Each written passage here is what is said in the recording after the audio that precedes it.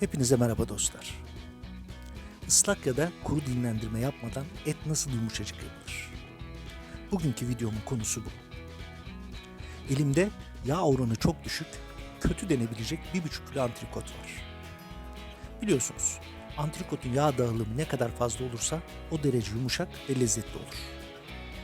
Bilerek yağsız antrikot seçtim. Hazırladığım marinasyon ile bu eti bile yumuşacık ve lezzetli yapacağım. Yaklaşık 4'er santim kalınlıklarda kesiyorum.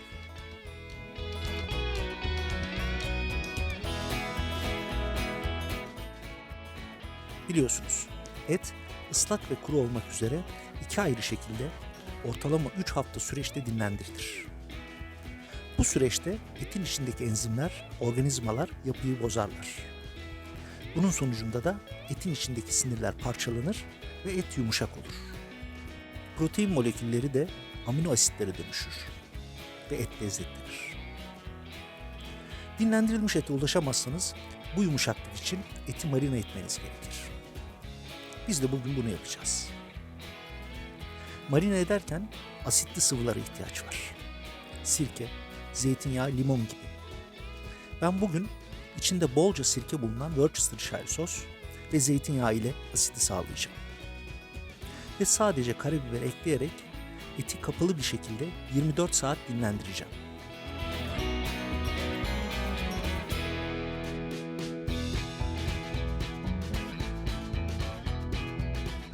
Bu asitler aynı uzun dinlendirme işlemlerindeki gibi etin lezzetli ve yumuşak olmasını sağlayacak. Eti 2 şekilde az orta ve orta derecelerde pişireceğim. İkisini de karşılaştırma imkanımız olacak. Normalde antrikot yağlı ise sadece tuz ve karabiber ile pişirmek yeter. Ancak orta ve az orta pişirdiğinizde et kayış gibi olur. Bu yüzden ya eti dinlendirmek ya da marine etmek gerekir.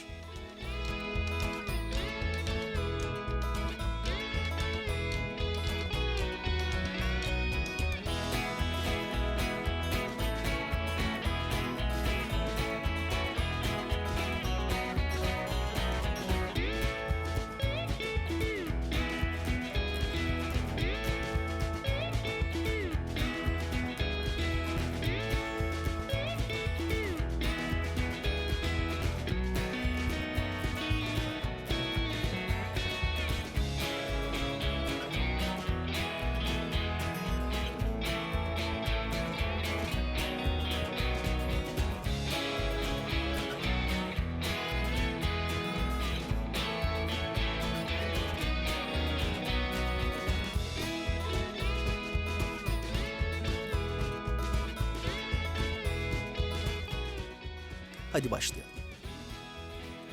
Bol miktarda meşe kömürü kullanıyorum. Yüksek sıcaklığa ihtiyacım var.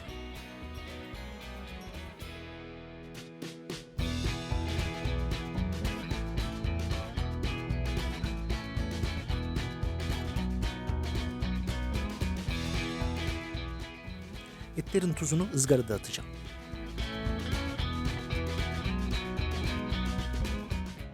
İlk parça az orta olacak. Toplamda yaklaşık 6 dakika pişireceğim. Ete iz vermek için her 1,5 dakikada bir etin yönünü değiştireceğim.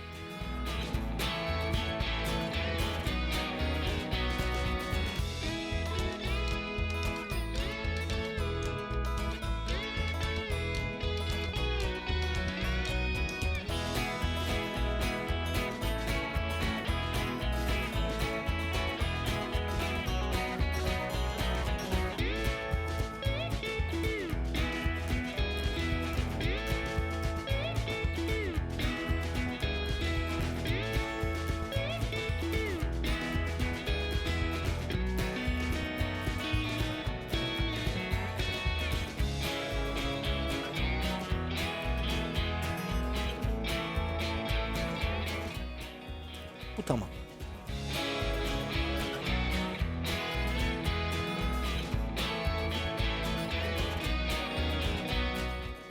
Az orta pişmiş. Tam kıvamında. Yumuşaklığı ve lezzeti harika.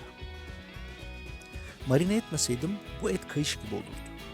Şu an sulu ve yumuşacık.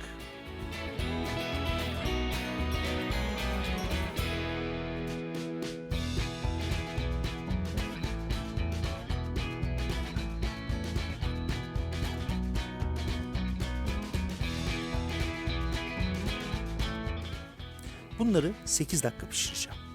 2 dakika pişirdikten sonra yönünü değiştireceğim. 4. dakikada arka yüzüne geçeceğim ve tekrar 6. dakikada yönünü değiştirip toplam 8 dakika pişireceğim.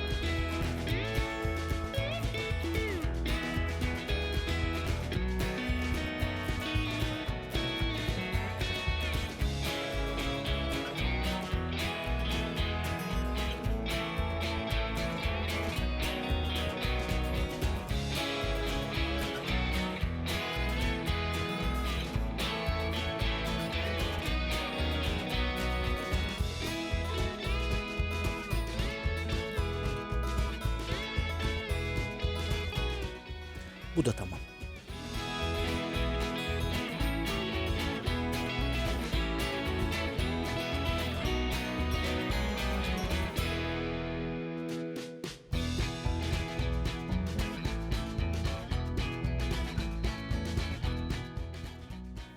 Orta derecede pişti.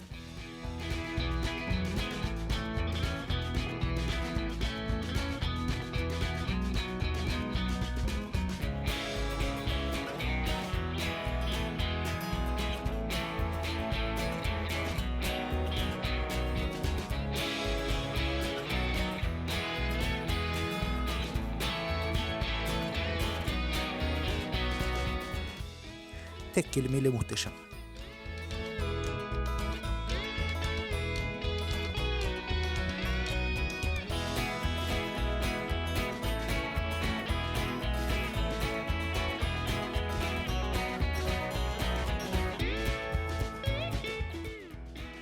Artık siz de sadece 3 malzemeyle 24 saatte etinizi marine ederek bu lezzetin tadına bakabilirsiniz.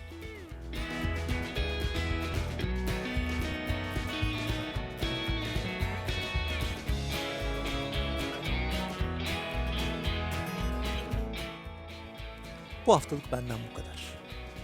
Haftaya görüşmek üzere. Mangalınızda etiniz ve ateşiniz eksik olmasın. Sevgiyle kalın.